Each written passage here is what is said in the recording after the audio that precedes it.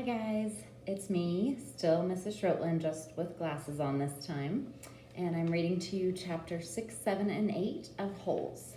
So if you enjoyed it last time, you met Stanley, you got to know what Camp Green Lake is like. Definitely not the place you want to hang out for the whole summer or any amount of time, but here he is, and he's starting to get used to it. So chapter 6.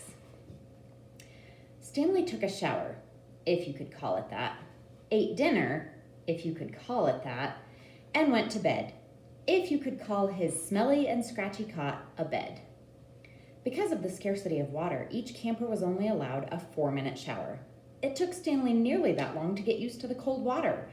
There was no knob for hot water. He kept stepping into, then jumping back from the spray until the water shut off automatically. He never managed to use his bar of soap, which was just as well because he wouldn't have had time to rinse off the suds.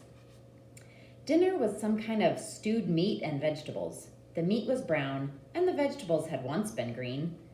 Everything tasted pretty much the same. He ate it all and used his slice of white bread to mop up the juice. Stanley had never been one to leave food on his plate, no matter how it tasted. "What'd you do?" one of the campers asked him. At first, Stanley didn't know what he meant. "They sent you here for a reason." "Oh," he realized. "I stole a pair of sneakers." The other boys thought that was funny. Stanley wasn't sure why, maybe because their crimes were a lot worse than stealing shoes. "From a store, or were they on someone's feet?" asked Squid. Neither," Stanley answered. "They belonged to Clyde Livingston." Nobody believed him. "Sweet feet?" said X-Ray. "Yeah, right." "No way," said Squid. Now, as Stanley lay on his cot, he thought it was kind of funny in a way. Nobody had believed him when he said he was innocent. Now, when he said he stole them, nobody believed him either. Clyde Sweet Feet Livingston was a famous baseball player. He'd led the American League in stolen bases over the last 3 years. He was also the only player in history to ever hit 4 triples in one game. Stanley had a poster of him hanging on the wall of his bedroom. He used to have the poster anyway. He didn't know where it was now. It had been taken by the police and was used as evidence of his guilt in the courtroom. Clyde Livingston also came to court. In spite of everything, when Stanley found out that Sweet Feet was going to be there, he was actually excited about the prospect of meeting his hero.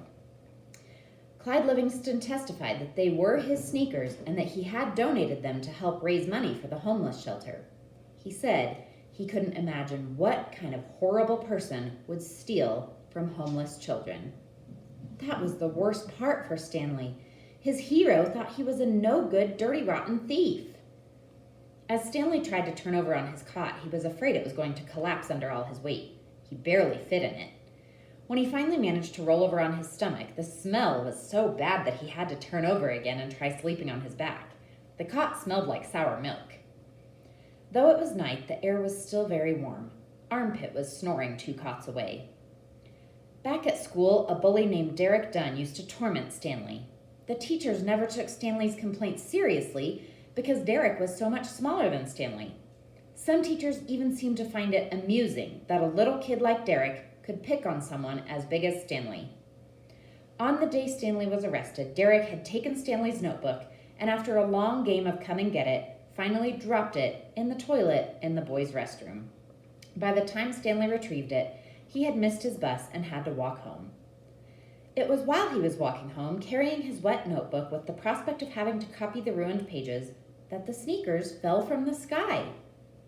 "I was walking home and the sneakers fell from the sky," he had told the judge.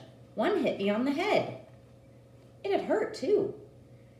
They hadn't exactly fallen from the sky. He had just walked out from under the freeway overpass when the shoe hit him on the head. Stanley took it as some kind of sign.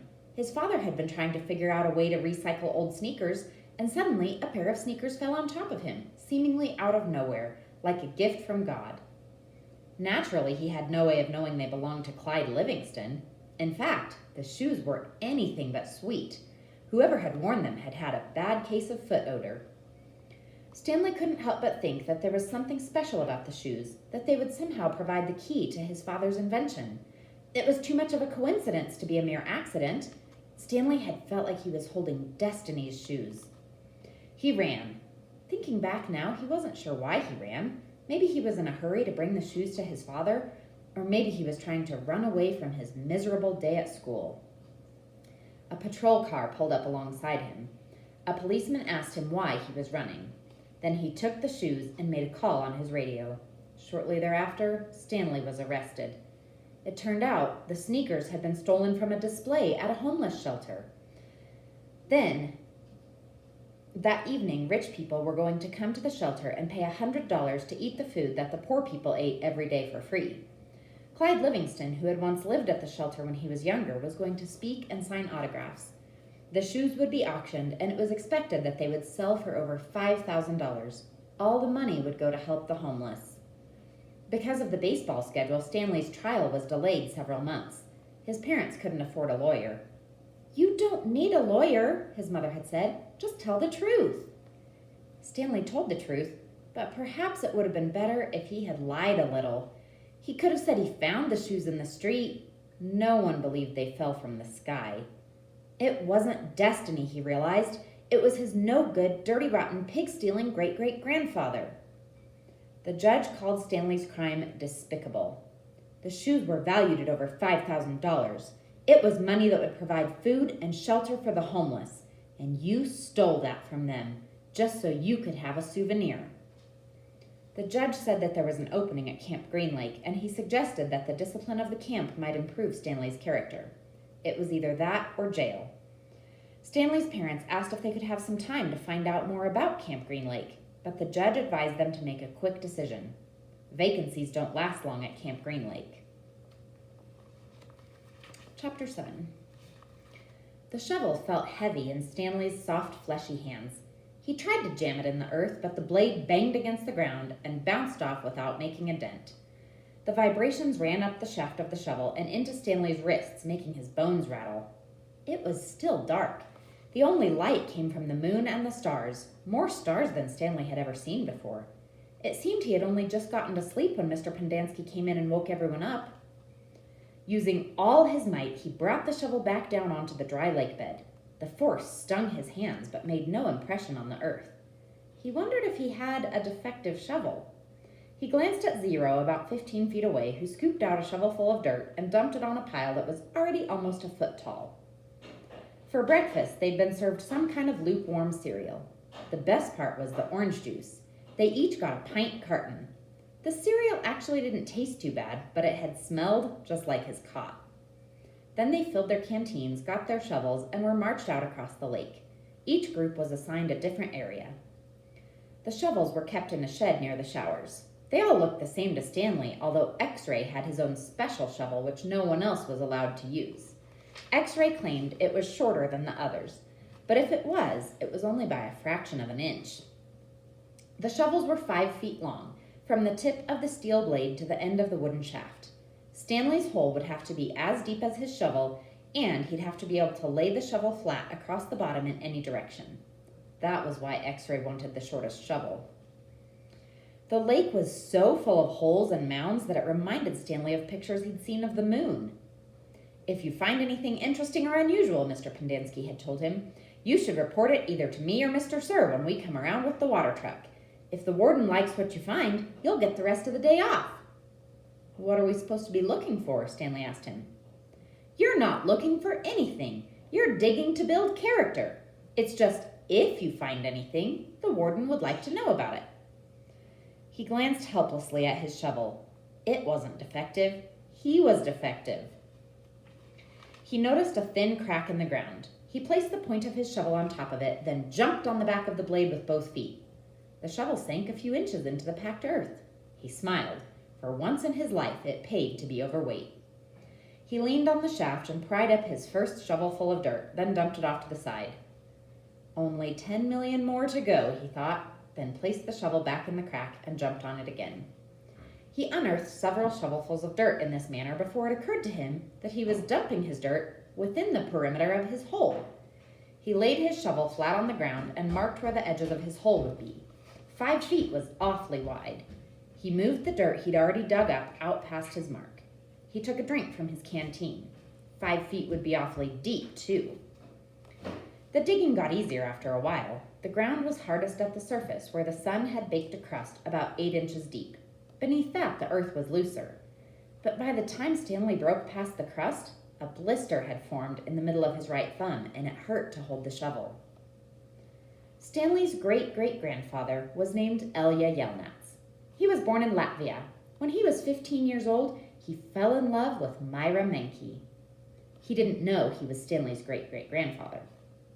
Myra Menke was 14. She would turn 15 in 2 months, at which time her father had decided she should be married.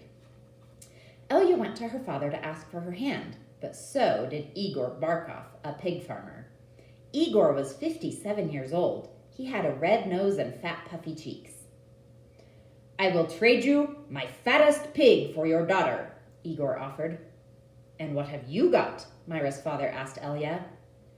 "A heart full of love," said Elya. "I'd rather have a fat pig," said Myra's father. Desperate, Elya went to see Madame Zeroni, an old Egyptian woman who lived on the edge of town. He had become friends with her, though she was quite a bit older than him. She was even older than Igor Barkov. The other boys of his village liked to mud wrestle. Elya preferred visiting Madame Zeroni and listening to her many stories. Madame Zeroni had dark skin and a very wide mouth. When she looked at you, her eyes seemed to expand, and you felt like she was looking right through you. "Elya, what's wrong?" she asked, even before he told her he was upset. She was sitting in a homemade wheelchair. She had no left foot. Her leg stopped at her ankle. "I'm in love with Myra Menke," Elya confessed, "but Igor Barkov has offered to trade his fattest pig for her. I can't compete with that." "Good," said Madame Zeroni. "You're too young to get married. You've got your whole life ahead of you." "But I love Myra." "Myra's head is as empty as a flower pot." "But she's beautiful." "So is a flower pot. Can she push a plow? Can she milk a goat? No, she is too delicate. Can she have an intelligent conversation? No, she is silly and foolish. Will she take care of you when you are sick? No, she is spoiled and will only want you to take care of her. So she is beautiful. So what? Pooh." Madame Zeroni spat on the dirt. She told Elya that he should go to America. "Like my son, that's where your future lies, not with Myra Menke." But Elya would hear none of that. He was 15, and all he could see was Myra's shallow beauty. Madame Zeroni hated to see Elya so forlorn. Against her better judgment, she agreed to help him. "It just so happens my sow gave birth to a litter of piglets yesterday," she said. "There is one little runt whom she won't suckle. You may have him. He would die anyway." Madame Zeroni led Elya around the back of her house where she kept her pigs. Elya took the tiny piglet, but he didn't see what good it would do him. It wasn't much bigger than a rat. "He'll grow," Madame Zeroni assured him. "Do you see that mountain on the edge of the forest?" "Yes," said Elya. "On the top of the mountain there is a stream where the water runs uphill. You must carry the piglet every day to the top of the mountain and let it drink from the stream. As it drinks, you are to sing to him." She taught Elya a special song to sing to the pig. "On the day of Myra's 15th birthday, you should carry the pig up the mountain for the last time. Then take it directly to Myra's father. It will be fatter than any of Igor's pigs." "If it's that big and fat," asked Elya, "how will I be able to carry it up the mountain?" "The piglet is not too heavy for you now, is it?" asked Madame Zeroni. "Of course not," said Elya. "Do you think that it will be too heavy for you tomorrow?" "No." "Every day you will carry the pig up the mountain. It will get a little bigger, but you will get a little stronger. After you give the pig to Myra's father, I want you to do one more thing for me." "Anything," said Elya. "I want you to carry me up the mountain. I want to drink from the stream, and I want you to sing the song to me." Elya promised he would. Madame Zeroni warned that if he failed to do this, he and his descendants would be doomed for all of eternity. At the time, Elya thought nothing of the curse. He was just a 15-year-old kid, and eternity didn't seem much longer than a week from Tuesday. Besides, he liked Madame Zeroni and would be glad to carry her up the mountain. He would have done it right then and there, but he wasn't yet strong enough. Stanley was still digging. His hole was about 3 feet deep, but only in the center. It sloped upward to the edges. The sun had only just come up over the horizon, but he already could feel its hot rays against his face. As he reached down to pick up his canteen, he felt a sudden rush of dizziness and put his hands on his knees to steady himself. For a moment he was afraid he would throw up, but the moment passed. He drank the last drop of water from his canteen. He had blisters on every one of his fingers, and one in the center of each palm. Everyone else's hole was a lot deeper than his. He couldn't actually see their holes, but he could tell by the size of the dirt piles. He saw a cloud of dust moving across the wasteland and noticed that the other boys had stopped digging and were watching it too. The dirt cloud moved closer, and he could see that it trailed behind a red pickup truck. The truck stopped near where they were digging, and the boys lined up behind it. X-Ray in front, Zero at the rear. Stanley got in line behind Zero. Mr. Sir filled each of their canteens from a tank of water in the bed of the pickup. As he took Stanley's canteen from him, he said, "This isn't the Girl Scouts, is it?" Stanley raised and lowered one shoulder. Mr. Sir followed Stanley back to his hole to see how he was doing. "You better get with it," he said, "or else you're going to be digging in the hottest part of the day." He popped some sunflower seeds into his mouth, deftly removed the shells with his teeth, and spat them into Stanley's hole. Every day, Elia carried the little piglet up the mountain and sang to it as it drank from the stream. As the pig grew fatter, Elia grew stronger. On the day of Myra's 15th birthday, Elia's pig weighed over 50 stones. Madame Zeroni had told him to carry the pig up the mountain on that day as well, but Elia didn't want to present himself to Myra smelling like a pig. Instead, he took a bath. It was his second bath in less than a week. Then he led the pig to Myra's. Igor Barkov was there with his pig as well. "These are two of the finest pigs I've ever seen," Myra's father declared. He was also impressed with Elia, who seemed to have grown bigger and stronger in the last 2 months. "I used to think you were a good-for-nothing book reader," he said, "but now I see you could be an excellent mud wrestler." "May I marry your daughter?" Elia asked. "First I must weigh the pigs." Alas, poor Elia should have carried his pig up the mountain one last time. The 2 pigs weighed exactly the same. Stanley's blisters had ripped open and new blisters formed. He kept changing his grip on the shovel to try to avoid the pain. Finally, he removed his cap and held it between the shaft of his shovel and his raw hands. This helped, but digging was harder because the cap would slip and slide. The sun beat down on his unprotected head and neck. Though he tried to convince himself otherwise, he'd been aware for a while that his piles of dirt were too close to his hole. The piles were outside his 5-foot circle, but he could see he was going to run out of room. Still, he pretended otherwise and kept adding more dirt to the piles that he would eventually have to move. The problem was that when the dirt was in the ground, it was compacted. It expanded when it was excavated. The piles were a lot bigger than his hole was deep. It was either now or later. Reluctantly, he climbed up out of his hole and once again dug his shovel into his previously dug dirt. Myra's father got down on his hands and knees and closely examined each pig tail to snout. "These are 2 of the finest pigs I have ever seen," he said at last. "How am I to decide? I only have one daughter." "Why not let Myra decide?" suggested Elia.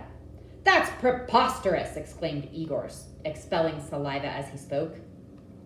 "Myra is just an empty-headed girl," said her father. "How can she possibly decide when I, her father, can't?" "She knows how she feels in her heart," said Elia. Myra's father rubbed his chin. Then he laughed and said, "Why not?" He slapped Elia on the back. "It doesn't matter to me. A pig is a pig." He summoned his daughter. Elia blushed when Myra entered the room. "Good afternoon, Myra," he said. She looked at him. "You're Elia, right?" "Myra," said her father, "Elia and Igor have each offered a pig for your hand in marriage. It doesn't matter to me. A pig is a pig. So I will let you make the choice. Whom do you wish to marry?" Myra looked confused. "You want me to decide?" "That's right, my blossom," said her father. "Gee, I don't know," said Myra. "Which pig weighs more?" "They both weigh the same," said her father. "Golly," said Myra, "I guess I choose Elia." "No, Igor." "No, Elia." "No, Igor." Oh, I know. I'll think of a number between 1 and 10. I'll marry whoever guesses the closest number. Okay, I'm ready. 10, guessed Igor. Elia said nothing. Elia, said Myra, what number do you guess? Elia didn't pick a number. Marry Igor, he muttered. You can keep my pig as a wedding present. The next time the water truck came, it was driven by Mr. Pendanski, who also brought sack lunches. Stanley sat with his back against a pile of dirt and ate. He had a bologna sandwich, potato chips, and a large chocolate chip cookie. How you doing? Asked Magnet. Not real good, said Stanley. Well, the first hole's the hardest, Magnet said. Stanley took a long, deep breath. He couldn't afford to dawdle. He was way behind the others, and the sun just kept getting hotter. It wasn't even noon yet, but he didn't know if he had the strength to stand up. He thought about quitting. He wondered what they would do to him. What could they do to him? His clothes were soaked with sweat. In school, he had learned that sweating was good for you. It was nature's way of keeping you cool. So why was he so hot? Using his shovel for support, he managed to get to his feet. Where are we supposed to go to the bathroom? He asked Magnet. Magnet gestured with his arms to the great expanse around them. Pick a hole. Any hole, he said. Stanley staggered across the lake, almost falling over a dirt pile. Behind him, he heard Magnet say, but first make sure nothing's living in it. After leaving Myra's house, Elia wandered aimlessly through the town until he found himself down by the wharf. He sat on the edge of a pier and stared down into the cold black water. He could not understand how Myra had trouble deciding between him and Igor. He thought she loved him. Even if she didn't love him, couldn't she see what a foul person Igor was? It was like Madame Zeroni had said. Her head was as empty as a flower pot. Some men were gathering on another dock, and he went to see what was going on. A sign read, Deck Hands Wanted, Free Passage to America. He had no sailing experience, but the ship's captain signed him aboard. The captain could see that Elia was a man of great strength. Not everybody could carry a full-grown pig up the side of a mountain. It wasn't until the ship had cleared the harbor and was heading out across the Atlantic that he suddenly remembered his promise to carry Madame Zeroni up the mountain. He felt terrible. He wasn't afraid of the curse. He thought that was a lot of nonsense. He felt bad because he knew Madame Zeroni had wanted to drink from the stream before she died. Zero was the smallest kid in Group D, but he was the first one to finish digging. You're finished? Stanley asked enviously. Zero said nothing. Stanley walked to Zero's hole and watched him measure it with his shovel. The top of his hole was a perfect circle, and the sides were smooth and steep. Not one dirt clod more than necessary had been removed from the earth. Zero pulled himself up to the surface. He didn't even smile. He looked down at his perfectly dug hole, spat in it, then turned and headed back to the camp compound. Zero's one weird dude, said Zigzag. Stanley would have laughed, but he didn't have the strength.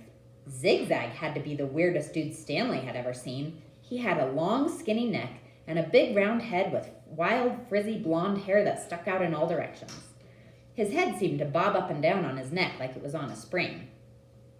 Armpit was the second one to finish digging. He also spat into his hole before heading back to the camp compound. One by one, Stanley watched each of the boys spit into his hole and return to the camp compound. Stanley kept digging.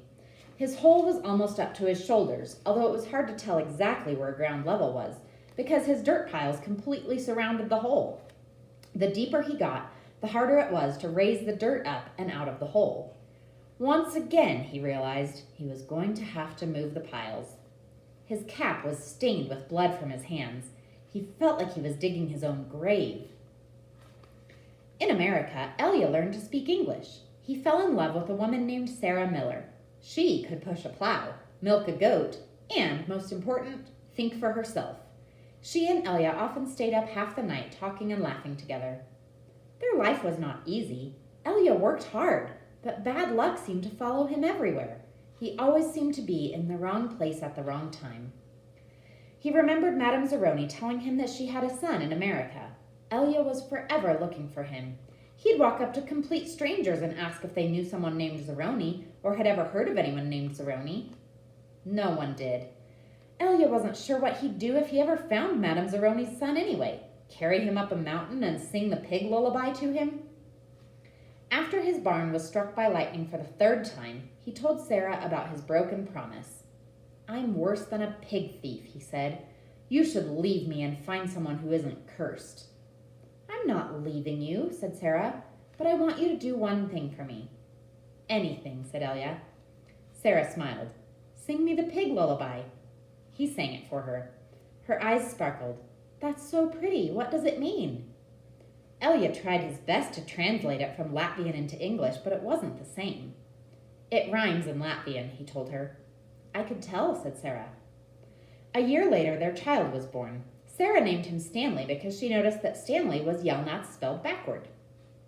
Sarah changed the words of the pig lullaby so that they rhymed, and every night she sang it to little Stanley. If only the woodpecker sighs, the bark on the tree was as soft as the skies, while the wolf waits below, hungry and lonely, crying to the moon, if only, if only. Stanley's hole was as deep as his shovel, but not quite wide enough on the bottom. He grimaced as he sliced off a chunk of dirt, then raised it up and flung it onto a pile. He laid his shovel back down on the bottom of his hole, and to his surprise, it fit. He rotated it and only had to chip off a few chunks of dirt here and there before it could lie flat across his hole in every direction. He heard the water truck approaching and felt a strange sense of pride at being able to show Mr. Sir or Mr. Pendanski that he had dug his first hole. He put his hands on the rim and tried to pull himself up. He couldn't do it. His arms were too weak to lift his heavy body. He used his legs to help, but he just didn't have any strength. He was trapped in his hole. It was almost funny, but he wasn't in the mood to laugh. "Stanley!" he heard Mr. Pendanski call. Using his shovel, he dug 2 footholds in the whole wall. He climbed out to see Mr. Pendanski walking over to him. "I was afraid you'd fainted," Mr. Pendanski said. "You wouldn't have been the first." "I'm finished," Stanley said, putting his blood-spotted cap back on his head. "All right," said Mr. Pendanski, raising his hand high for a high five. But Stanley ignored it. He didn't have the strength. Mr. Pendanski lowered his hand and looked down at Stanley's hole. "Well done," he said. "You want to ride back?" Stanley shook his head. "I'll walk." Mr. Pendanski climbed back into the truck without filling Stanley's canteen. Stanley waited for him to drive away, then took another look at his hole. He knew it was nothing to be proud of, but he felt proud nonetheless. He sucked up his last bit of saliva and spat.